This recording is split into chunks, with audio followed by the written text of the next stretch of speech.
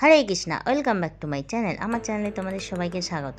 সকাল সকাল উঠে চা খেতে না খেতেই চলে এসেছে সব সাজুগুজু করতে। এটা হচ্ছে আমার ভাসুরজি, যাকে আমি প্রথমেই দেখালাম। তো ও এসেছে সরস্বতী পুজোয় সাজতে আমার কাছে।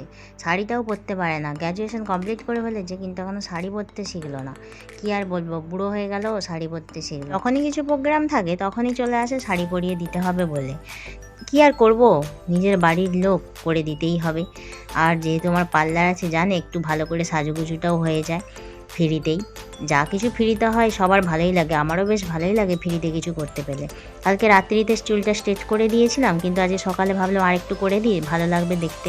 আরেকজন এই যে ছানটান করে চলে এসছে আমার মেয়ে, শাড়ি হাতে নিয়ে। দেখো কাণ্ড কীরকম। অন্যদিন শীতে স্নান করতে পারে না, হু হু করে, আর আজকে ঠান্ডাও লাগছে না, কিছু লাগছে না, আজকে বিন্দাস স্নান করে চলে এলো। ও আমার একটা লাল সাদায় শাড়ি পরবে, হঠাৎ করেই ঠিক করলো যে ওই শাড়িটা পরবে। যাই হোক, ওদেরকে এবার রেডি করা আমি শুরু করে দিয়েছি, কারণ এরপরে আমাকেও স্নান করতে দেবে। আমার এখনও সকাল থেকে স্নানও করা হয়নি, কিছু হয়নি, শুধু চাটা খাওয়ার পর থেকেই ওদেরকে রেডি করাতে আমি ব্যস্ত হয়ে গেছি। এরপরে আমাকে এখনও দুজনের মেকআপ করার বাকি আছে, কারণ ওরা এখনও আসেনি। তাই এখন যদি ওরা এসে যায় তাহলে আমার আর স্নানও করা হবে না, কিছু করা হবে না, খাওয়াও হবে না। সেই জন্য আমি এদেরকে বললাম একটু নিজেকে রেডি করে নিতে। তো ম্যাডাম এখন কি বলছে একটু শুনে নাও। কাকি আমাকে মানুষ সাজাচ্ছিল, এখন নিজে একটু জানোয়ার সাজছি। এদের কথাবার্তা শুনো বেশ মজা লাগলো, হাসি লাগলো। আর কি করব, তো আমার বরমশাইও রেডি হয়ে গেছে, আর এরা দুজনও প্রায় রেডি। চলো ফাইনাল লুক দেখে নাও কেমন লাগছে। তো ওরা বেরিয়ে গেল। এরপর আমি আমার নিজেকে সানটান করে রেডি হয়ে গেছি, কারণ নেক্সট ক্লায়েন্ট আসতে চলেছে। দেখে নাও, এই যে এসে গেছে মহারানীরা। ঘুম থেকে উঠে বলেছিল তাড়াতাড়ি আসবে, কিন্তু এতটা লেট করে এসেছে, কি আর বলবো, আমারই রাগ হচ্ছিল। কি করব, কিছু করারও ছিল না, যেহেতু এদেরকে সাজানোর কন্ট্যাক্ট নিয়েছিলাম। যাই হোক, এদের দুজনকে কেমন লাগছে ফাইনালি দেখে নাও। ওরা ঘুরতে যাবে, তো ওদেরকে রেডি করে দিলাম। এরপর আমার রেডি হওয়ার সময় এসে গেছে, কারণ আমাকে একটু রেডি হতে হবে। আমি প্রতি বছরই একটু বেরোই, এই বছর ভেবেছিলাম আর বেরোনো হবে না। এরপরে ওরা যাওয়ার পরে দেখলাম 12টা 10 বেজে গেছে। কি করব, তখনও পর্যন্ত আমি নাইটি পরে ঘুরছি বাড়ির মধ্যে।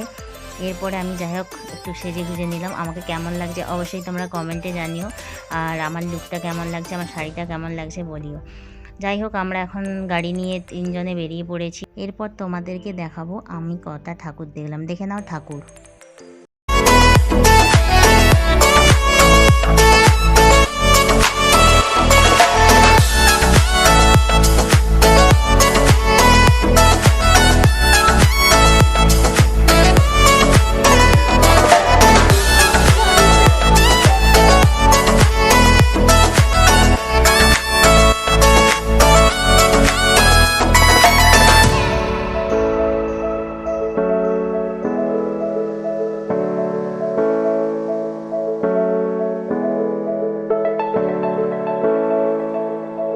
সব জায়গায় ঠাকুর দেখে আমি এবার বেরিয়ে পড়েছি একটু রাস্তার দিকে, দেখা যাক আর কিছু ঠাকুর দেখতে পাই কি না।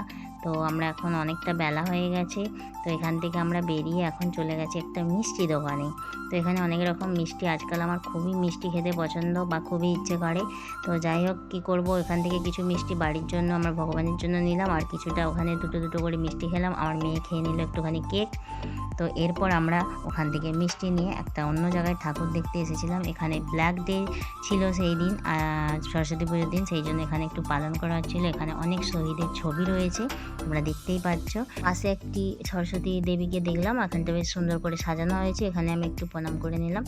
তো যাই হোক, পাশে আরেকটা প্যান্ডেল হয়েছিল, সেখানটা একটুখানি গেলাম। এই তো দেখতে পাচ্ছ, এখানটাও বেশ সুন্দর করে সাজানো হয়েছে। যাই হোক, আমরা দুজনে হাঁটতে হাঁটতে চলে গেলাম আরেকটা প্যান্ডেলের দিকে। রাস্তায় তো প্রচুর ঠাকুর রয়েছে, সব ঠাকুরের ভিডিও করা সম্ভবও হয়নি। তো আমরা যতগুলো পেরেছি ততগুলো ভিডিও করেছি, যেখানে যেখানে নেমেছি মনে হয়েছে। পাশে একটু ফুচকা আর ঘুগনির দোকান ছিল, এখান থেকে আমরা সবাই ফুচকা আর ঘুগনি খেয়ে নিলাম। আর আমরা বেশি ঘুরবো না, বাড়ি চলে যাব আজকে। এতটাই ঠাকুর দেখা হলো, আর অনেকটাই ঠাকুর দেখা হলো। আজকের ভিডিও এই পর্যন্তই। আমার চ্যানেলটিকে অবশ্যই সাবস্ক্রাইব করো, লাইক করো, কমেন্ট করো, শেয়ার করো। Tata, bye bye.